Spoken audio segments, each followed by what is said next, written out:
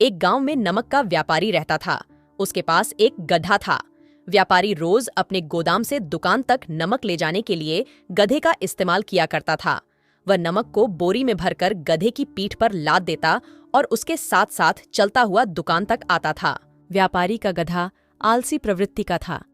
काम से बचने के लिए वह नित्य नए उपाय सोचता रहता था। गोदाम से दुकान तक के रास्ते में एक नदी पड़ती थी, जिस पर एक छोटा पुल बना हुआ है। एक दिन नदी पर बने पुल पर चलते समय अचानक गधे का पैर फिसला और वह नदी में जा गिरा। नदी के पानी से नमक की बोरी भीग गई। जब तक व्यापारी ने गधे को पानी से निकाला, तब तक बोरी में भरा बहुत सारा नमक घुल चुका था। गधा जब चलने लगा तो उसे बोरी का भार बहुत कम महसूस हुआ और वह खुश हो गया। उसने सोचा कि अपने ऊपर लदा बोझ हल्का करने का ये बहुत बढ़िया तरीका है। अगले दिन वह जानबूझकर नदी में गिर पड़ा। नमक पानी में घुल जाने से बोरी का वजन फिर कम हो गया।